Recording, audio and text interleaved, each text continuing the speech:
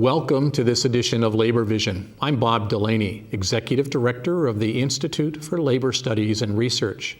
Labor Vision, a production of the Institute, focuses on topics of importance to working Rhode Island families. We hope you enjoy this evening's edition.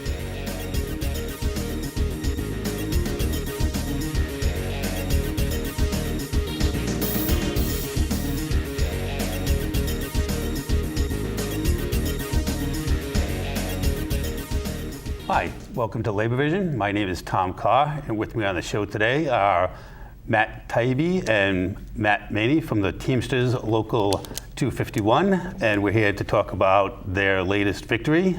The workers at DHL over in Pawtucket just got a new contract, and we'll be talking about that.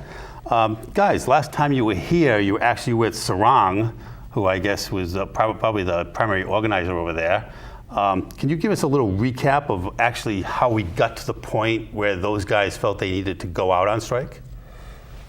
So basically a year-long organizing drive and bargaining and negotiations with an employer that had no problems with wage thefts, had no problems with violating federal labor law, had no problems with management being abusive and harassing to the workers, turned into a lot of pent-up frustration, a lot of anger of the workers towards the company, and then a lot of the issues that came down to the strike were economic. So we're basically dealing with some very big improvements in wages, some substantial improvements in benefits, and an overall great improvements in working conditions as a result of a long strike.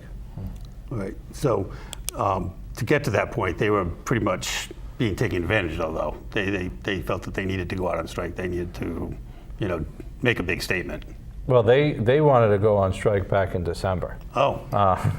We had we actually held them off for a long time. The solid group, really good group. Everyone stuck together. No one crossed the picket line. And it was definitely a very good action overall. Yeah. The overall work conditions in there prior to us coming in were pretty horrific. I mean, there was wage theft, like Matt said, and just the overall, overworked, underpaid, more for less type of mentality. So when we came in, it was a group that was fired up and ready to take action. Which is odd, too, because that company is German-owned, and they're basically union throughout where they're owned in Germany, right? That would be true, but this is an IC, an independent contractor of DHL Express. Okay. We believe they're a joint employer, but the IC is Northeast East Freightways, DHLNH, and he's not a very good employer. He owns a bunch of different trucking companies. PDS, Cargo Express is another one he owns. So Land Air Express. Land Air Express is him. So it's a pretty big operation overall when you're considering the trucking aspect, but also his what we feel joint employer relationship at multiple locations with DHL Express. Right. So typical American owner trying to skate by. Yep. Oh yeah. Paying his employees is poverty wages, stealing their wages, denying them affordable health care, no pension system whatsoever, or any kind of retirement package, no sick days prior to us showing up. They got vacation that was used either for vacation or sick, however they wanted to use it. They weren't different. Now they have both. So you're dealing with an employer that was egregious and an employer that was aggressive. Unbelievable. All right. So once the strike started, how did the community respond? I would say, as far as labor support, there were people on the picking line pretty much all the time. A lot of people came down. We had a number of rallies that a lot of people turned out to, and it was very good. As far as strike benefits, we have our strike fund, and we received quite a number of donations, which were passed along directly to the workers. So it was able to keep everyone going, for the time that they were out. We also won a key ruling on unemployment, where when the company said that they would permanently replace the workers, and then actually started running ads for permanent replacement workers. Workers filed for unemployment and won, because at that point it became a lockout. Through the help of Gursky Weens, who was very aggressive with it, pushed it and won that huge claim for them, which was big. It was a game changer for us. Yeah, I guess we're sort of lucky to have a Department of Labor and Training that sort of actually looks out for their workers instead of. Yeah, Joe Dagden did a great job for us, helped us out a lot. Yep. So That's fantastic. And the city of Pawtucket actually turned out pretty well for you guys too, right? Yep. Yep.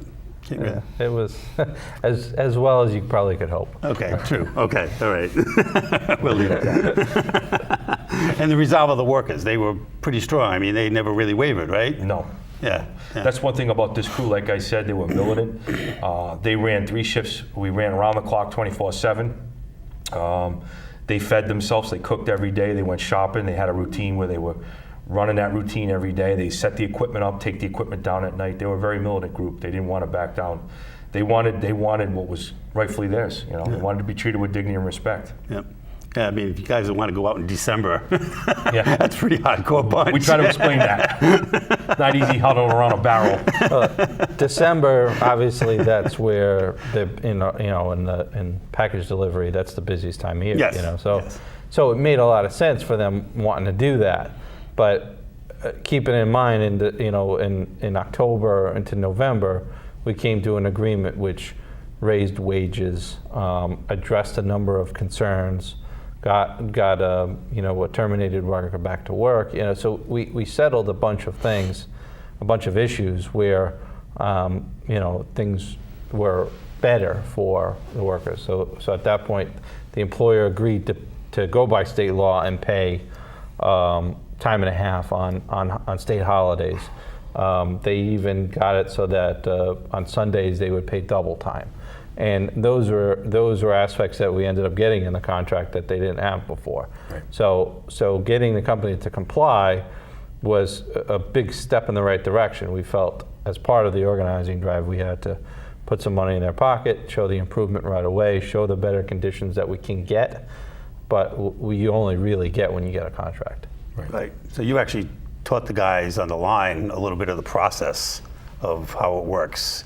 Right. So one of the key components here was that we gained union access before we had a contract. Correct. So I would go in every day, visit them, coffee, donuts, talk to them, bring them pins, get them fired up. It was an organizing drive from within. Yep. And it proved to pay full when we came out. And for 9 weeks, they didn't budge. They held their ground.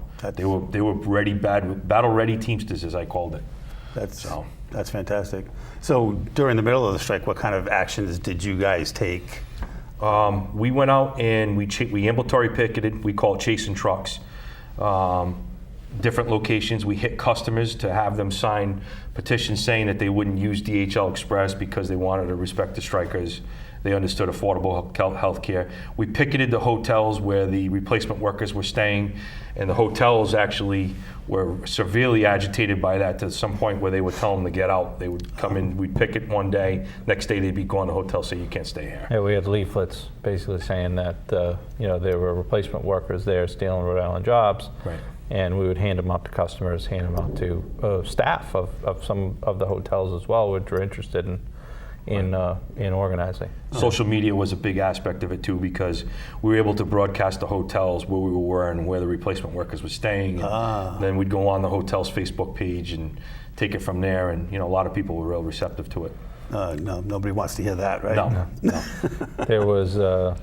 There was also, aside from general customer and public campaign, there was a very good response from customers. So where the drivers, know the customer, have the relationship with the customers, they would go to all of their accounts, go to all their pickups potentially and their regular deliveries, and have them sign a letter saying that they wanted them to be treated fairly.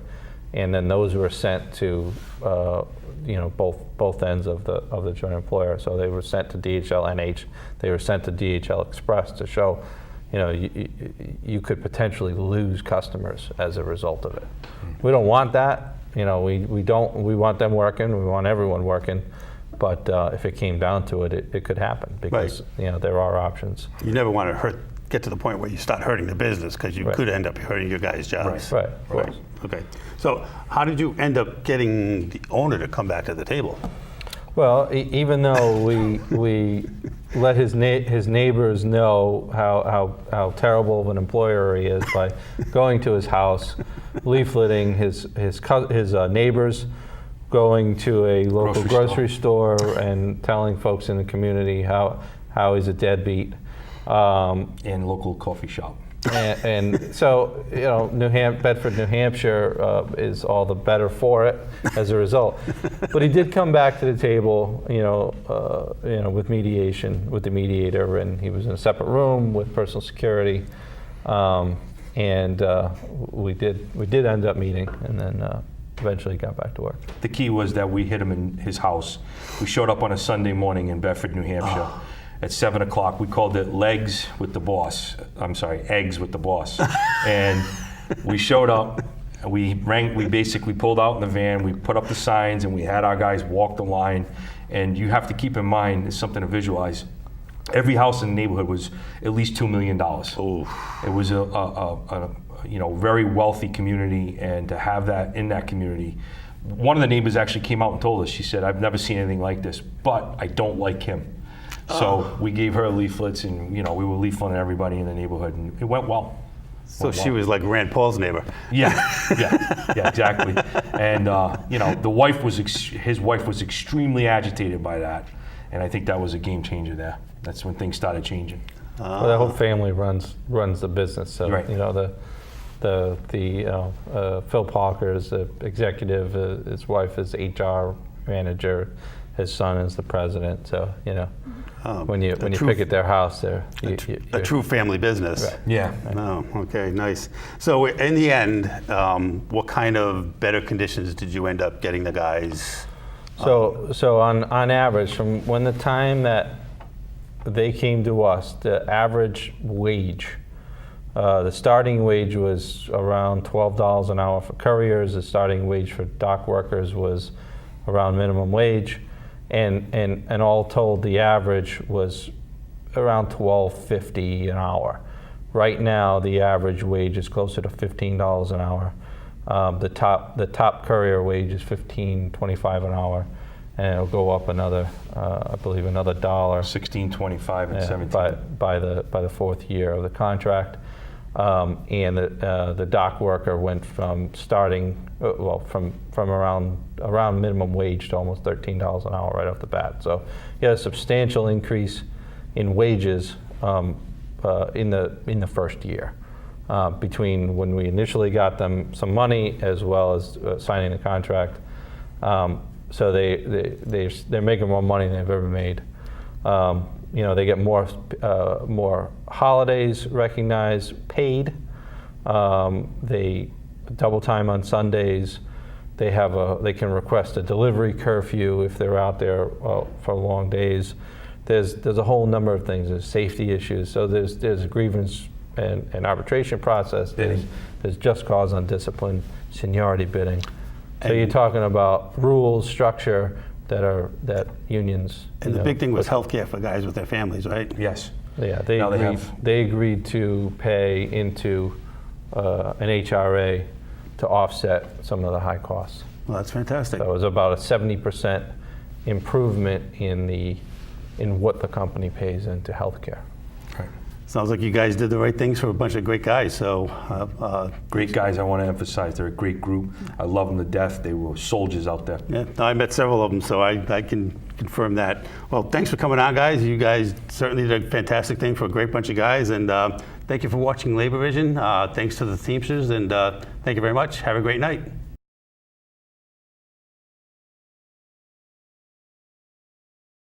Good evening and welcome to this edition of Labor Vision. My name is Jim Riley. I'll be your host tonight. Tom Coderre is a senior advisor to Governor Gina Raimondo. In this role, he is a liaison to the General Assembly and helps coordinate the state's response to the opioid crisis. And we're really happy to have him as our guest today for part 2 of how we're dealing with the opioid crisis here in the state of Rhode Island. Thanks for having me, Jim. Yeah, we were having the first part was so big, people said we got to go again. So we're playing number 2 today. Great. So you've been on a job for 3 months now, and what have you been doing, and what are your goals? Sure. Well, thanks so much for asking that question. The governor has asked me to come back to Rhode Island. I was in Washington for 3.5 years to help coordinate the state's response to the opioid crisis. So I started in the end of January, so the last 3 or 4 months, I have been working with Director Alexander Scott and Director Boss as co-chairs of the Opioid Overdose Intervention and Prevention Task Force. I've been meeting with task force members. I've been meeting with state departments and agencies. I've been out there in the community. I attended the opening of 2 new recovery centers, both in the East Bay, one in Bristol and one in Newport recently. Tonight I'm going to a town hall in Burrillville on the opioid crisis. So I've been doing a lot of public-facing events. I was talking to you as we were setting up about the event that PBS just did called The Fix, which was great. So I've been trying to get out there in the community as much as possible to listen to people. One of the things the governor really wants me to focus on, she said, Tom, I know, number one, she's really concerned about the number of deaths that we're still seeing. In 2017, we had a modest decrease over 2016, but we still lost 323 Rhode Islanders to opioid overdoses. It's really devastating. Yeah, it really is. And those 323 people, we know they were fathers and mothers, they were brothers and sisters, they were our neighbors and our friends. So any number of overdoses is too many, and so the governor is really concerned about that. So she said, I know that we can be doing more, and I know that our office can really help coordinate this in a significant way. So she said, I want you to go to the overdose task force. I want you to find out who's around that table and who can be doing more, and please ask them to do more.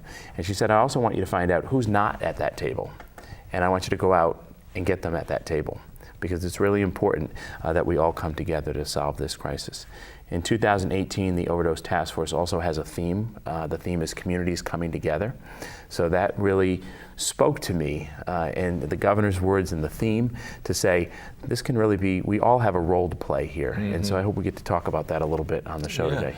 When you talk about, think about communities coming together, how do you view the role of mayors and administrators and their role in working because it happens in their community, and they've got to deal with the funerals, and it's really tough for everybody. No, it's a great question, and what our Overdose Task Force did is we created something called the Code Summit, and in December, they had their first Code Summit, and they had all the cities and towns come together. So mayors, town administrators, and their teams. Where did this take place? At the Crown Plaza down in Warwick. Great. And each of the local communities were asked to create their own overdose task force plan, overdose prevention plan, rather.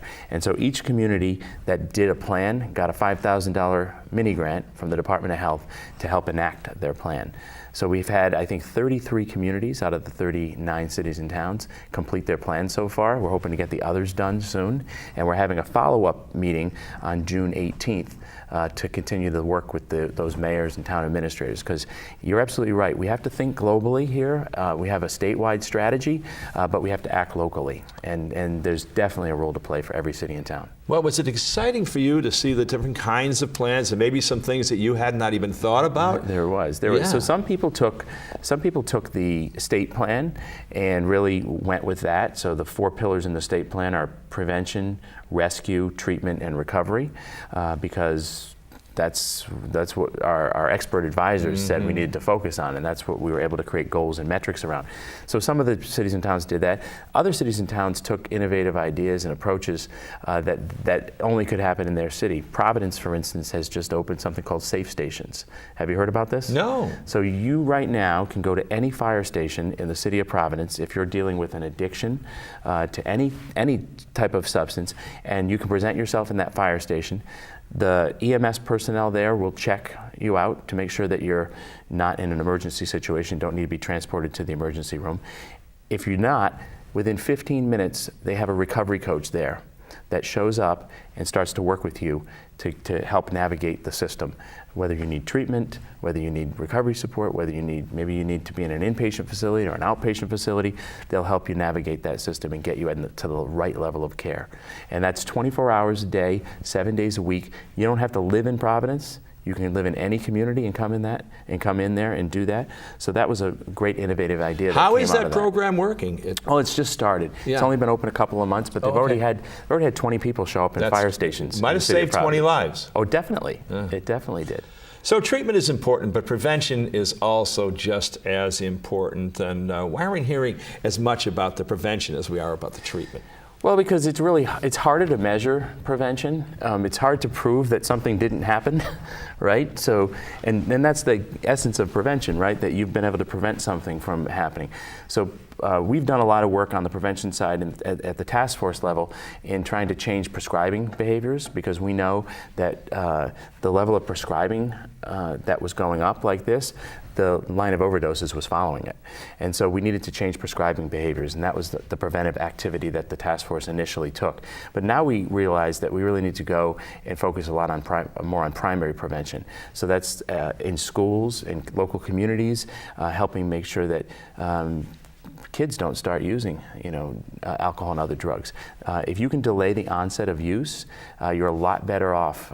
Number one, it doesn't affect kids developmentally, and they don't get addicted and have lifelong problems with addiction if you can delay the onset of use until they get into their 20s. At what point in the schools, at the ages of the kids, do you start bringing this program in? So you can bring it in elementary school. Yeah, I think it should be there. Absolutely. So I think one of the big problems is resources. There's not, we don't have the level of resources we need. Right now, 16 school districts have what we call student assistance counselors, and they go into the schools and help run these programs and also help deal with kids who are having problems. But we also need to have effective prevention programs. I talked on the last show that we did about the Surgeon General's report. There's a whole chapter in that report about prevention, and there's 60 evidence-based prevention programs that can be run in schools if we had the resources to do them.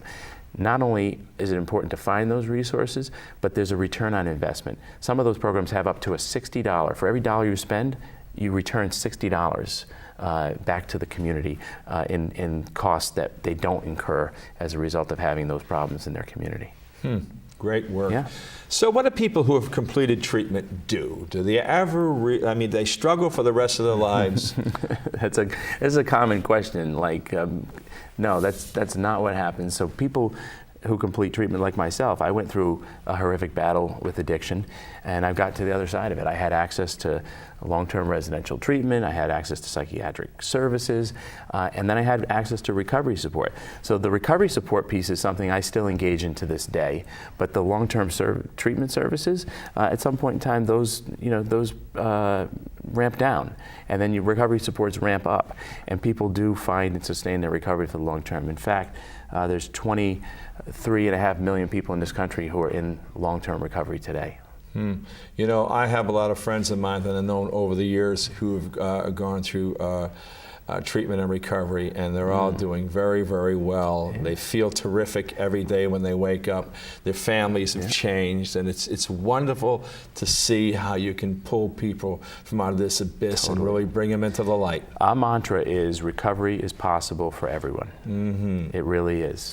So what about mental health issues? Is that also a focus of your work? It is. So the governor's asked me to try to get a sense of how we're doing, both on mental health and addiction. And it's not going to come as any surprise to you, I'm sure, or your viewers, that these two issues co-occur. That's why we asked it. Yeah, exactly. Exactly. So you have a high prevalence of people who have a mental health condition who also has a co-occurring substance use disorder. So if you only deal with the substance use disorder and the mental health condition persists, the likelihood of that person staying in long-term recovery goes down, right? The percentage percentage is much higher of people who have a reoccurrence of their symptoms. So we're trying to deal with both of those at the same time. The governor recently signed an executive order, and the governor's been a real leader in this. I just want to say that. Yeah. And it's one of the reasons I wanted to come back and work for her, because she has prioritized this. She just signed an executive order. Patrick Kennedy, former Congressman Kennedy, came into town, and I know you were just at a awards dinner. You and him both won an award together. Congratulations. Thank you. By the way, from the Heritage Hall of Fame. They needed a D-lister, so they brought Jimmy Riley in. Not at all. You can't have just swells. You've done amazing work. But Patrick came in and helped the governor sign this executive order, which directs state agencies to enforce parity, to make sure that insurance companies are covering mental health conditions on the same, equally with physical health conditions. The other thing we need to do is really look at access to care. We don't have, everyone can't get the care that they need when they need it. So we're directing all the state departments that have any role in this, our Executive Office of Health and Human Service agencies, and also the Rhode Department of Education, colleges and universities, anywhere where these issues persist. We're trying to get a statewide plan so that we can increase access to care. We think that's really, really important. And then the third piece of the executive order is called, the governor calls on herself and everybody else to have a statewide conversation around mental health issues in our state, because we think it's so important that we break down the negative public attitudes. It's no longer okay to brush this stuff under the rug, to not talk about it, to have any type of shame around it. If you are dealing with a mental health condition, it should be no different than if you had some other disease of the body, right? If you had a broken arm or a broken leg, you would have no trouble telling your doctor that. Yeah. Why should you have a problem telling your doctor that you're having an anxiety disorder, or you're having depression, or you're dealing with a substance use disorder? You should be able to have those same conversations with your doctor. So family members, there's a role for family members to play here. There's a role for the community to play. We have to stop shaming people. We have to let people be open about what's going on in their lives. Well, the numbers are staggering all across the United States, the overdose deaths. And a lot of people who may be watching today, look, a lot of people have had family members and lost family members, and they, in whatever way they can, are involved. You just can't help but be involved. But what about other folks, maybe that haven't been affected by this, but are concerned about their own family members and their own school and what's going on in their community? Because to keep that, to preventive kind of stuff, what can they do? Yeah, we're up to losing almost 70,000 people, last year to overdoses in this country. Staggering. It really is, and so. It's hard. You'd be hard pressed to find somebody who hasn't been impacted by this in some way. They've either lost a family member, a friend, a coworker, a neighbor to this. So there's a role to play for everybody. One of the things that is really important, and the Surgeon General just issued an advisory about this, about naloxone. Naloxone is a life-saving antidote. If somebody's experiencing an overdose, if somebody has naloxone, they can save that person's life. So if you are so inclined, you can get trained to administer naloxone. It's really easy. It's available in every pharmacy. We have programs that are providing this training and the naloxone kits for free. A program called Pony here in Rhode Island is doing that. So I think that's something that people can do. The other thing that people can do is really approach and try to engage a family member, a friend, or a neighbor who's having a difficulty. Let them know it's okay to seek help. Let them know that it's okay to talk to you about it.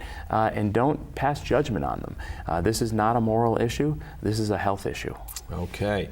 Tom, this has been great meeting with you. You're an old friend, and this show, the two shows that you've done, have really been important. I've enjoyed it to us, but for the whole community. I hope everybody watches these programs. And thank you so much for the work that you're doing here in the state of Rhode Island. Thanks for giving us the platform. And the platform. great positive results that you and the governor are getting. We're going to get together. And that's it with this edition of Labor Vision. We'll see you next time. Thank you for joining us for this edition of Labor Vision. We appreciate your input and encourage your comments. Labor Vision can be seen on this channel 3 times each week: Tuesday at 7 p.m., Thursday at 8 p.m., and Saturday at 5 p.m.